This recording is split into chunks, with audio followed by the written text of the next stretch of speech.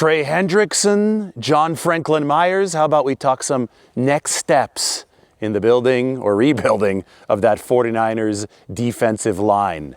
We'll be moving up to more snow shortly, but there's the sun rising the day after the Baltimore Ravens traded for Maxx Crosby. I think that we need to set one truth first. The 49ers would have had to pay even more than the Ravens, who paid a ton to the Raiders. Pick number 14 and a 2027 first-round pick to pick up Crosby. The 49ers are not picking until number 27 in the first round, so it's simple math. 27 is not as valuable as 14. 49ers might have had to send 2 first-round picks and 2 second-round picks to exceed the Baltimore Ravens trade package for Maxx Crosby. Obviously out of the question, hard no of all hard no's, and the 49ers can now look to free agency, and they could take a couple of paths of action. If you're looking at a premier player, you know, some of the guys that are at the very top of the market, and you're focusing on the defensive end position, Trey Hendrickson is obviously available. And in the locker room this past offseason, ahead of the trade deadline, when Trey Hendrickson was technically available, I talked to a lot of 49ers veterans about him, and they love him as a player. They would definitely welcome him into the locker room. Now, the Cincinnati Bengals had an unrealistic asking price that hurt only the Cincinnati Bengals. They wanted a first-round pick in exchange for Trey Hendrickson. Obviously, nobody paid that. It's a good thing the 49ers didn't. He'd have that core muscle surgery after the season. Now he's going to be available as a free agent. Now the question also is, what is he going to cost in free agency? But whatever that number is, you won't have to fork over draft capital, which obviously is extremely valuable, especially in that 2027 draft. This draft is, not as strong by consensus across the board, but there may be some real value, picks 50 to 100 in this draft. The 2027 draft might be generational. And the fact that the Ravens were willing to give up a first-round pick in 2027 means that they're putting a lot of belief into Maxx Crosby. Now, you can grab Trey Hendrickson paying only cash against the salary cap. He is 31 years old. He is coming off of his season featuring the least availability of his career. But just 2 seasons ago, he led the NFL in sacks in back-to-back years, 17.5 sacks per year. He can also play the run. If you are truly looking for the highest end veteran bookend for Nick Bosa that you can find, Trey Hendrickson can be your guy. I do not think that that is the most cost-efficient play for the 49ers to improve their defensive line, though, because, they finished last in sacks in 2025, but a huge part of the blame was the interior defensive line, defensive tackle. And they're going to be returning Nick Bosa at defensive end. Look, we got some melting going on here. Now, this whole rock face was covered in snow just about a week or 2 ago.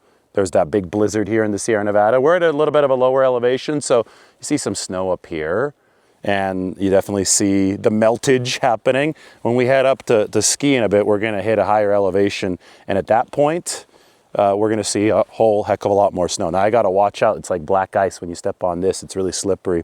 Won't want to slip on camera, but I do want to talk about the defensive tackle position. John Franklin Myers is set to be available. He's a very good defensive tackle, and I think that he might bridge the gap between Robert Saleh and Raheem Morris really well, because he played for Saleh with the New York Jets. He's played in more Morris-like systems. I think that he would fit in both of them. He was recently with the Denver Broncos in a really good defensive front.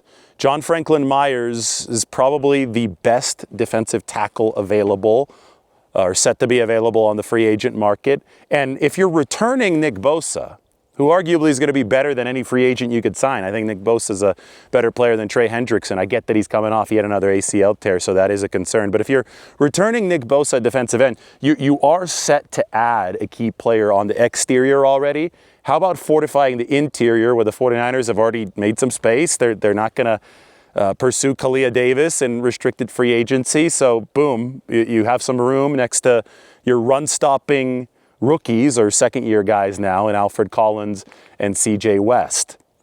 John Franklin Myers is more of a pass rusher.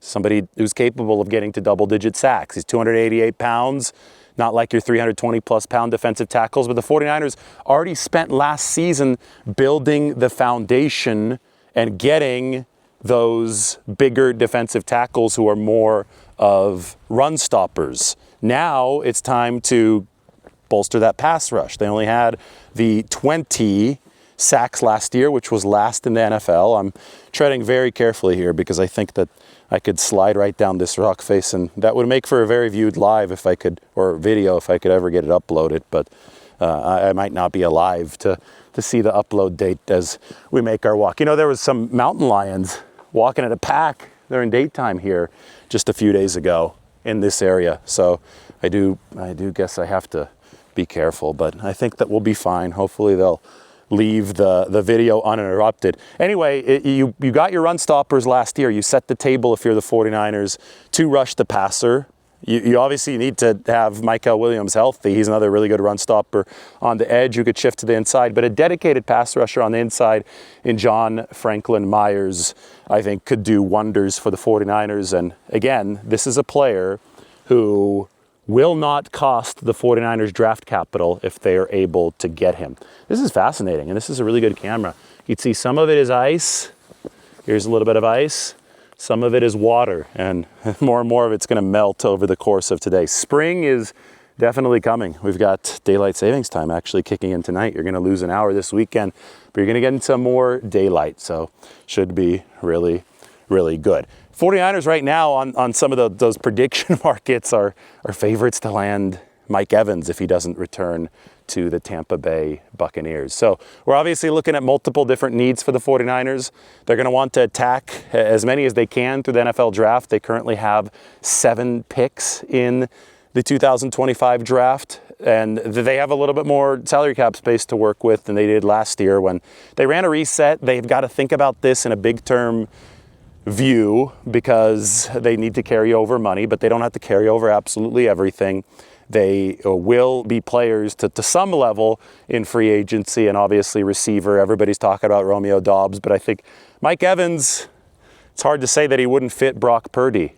Everybody asking me what I would do if I were running the 49ers in free agency. I'd sign Kenneth Gainwell, I'd sign Mike Evans, and I'd sign Charlie Kolar.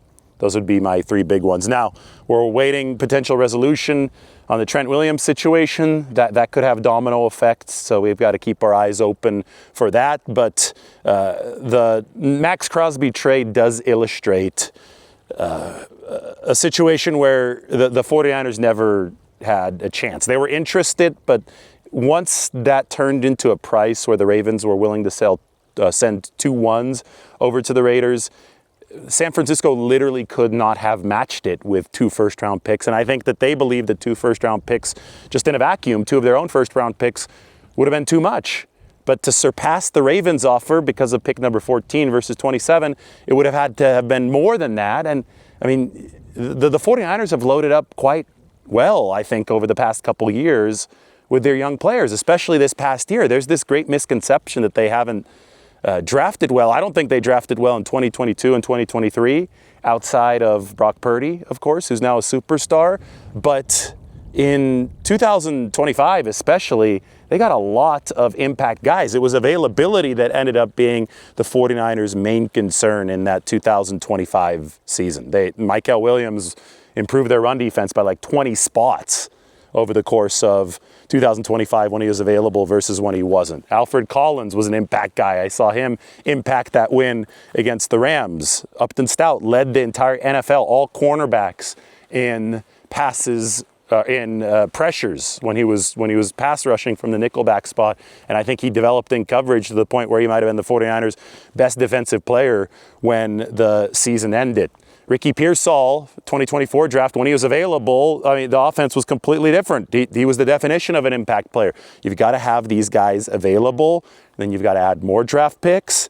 And I think that the philosophical change, the more R&D-oriented approach the 49ers moved to after 2023, after that draft didn't work out, and the 49ers can start to enjoy the dividends of those classes with some more availability in 2026. That always is the key, but you've got to keep on layering, and the 2026 draft is going to be another opportunity for that. You set the table with free agency, and unless there's a trade that is there for a ton of value, you don't pull the trigger. And the 49ers weren't close to pulling the trigger on Maxx Crosby because the price did get out of hand. It might make sense for the Ravens. They're in this desperate race against the Buffalo Bills to try to do whatever they can with a core that's even older, I think, than the 49ers core. I mean, Derrick Henry's 32, Jackson 30. They're in this mode where their defense was bad last year too. They've got to put pedal to the metal now, help out their new head coach, Jesse Minter. But even for the Ravens, I think it's a risk, it's a gamble, it's a stretch, and no other team was willing to offer 2 firsts. Dallas came in second, and they were a 1 and a 2, the Quinnen Williams price. So trades are fun. Baltimore takes a risk. Made absolutely no sense for the 49ers at that price. But what does make sense for the 49ers potentially is some spending in free agency to get a veteran or 2 to help out that defensive line. Of course, you can go at a lower price point as well along the D-line. Joey Bosa. It's going to come cheaper than a Trey Hendrickson or even a John Franklin Myers. And there are other defensive tackles out there whom the 49ers might be able to pursue. It's all going to be very, very exciting. So is today from Shaver Lake. Promised you some content from the mountains. Well, here you go. The beautiful Sierra Nevada in California. And we did stop by Fresno yesterday. Sam's Italian Deli and Market. Really good sandwich. And then saw the guys JP and Fernando at LVL, Level, the barber shop, Bullard and 41 in Fresno. Good 49ers fans over there. Fun times, guys. We'll talk to you very soon.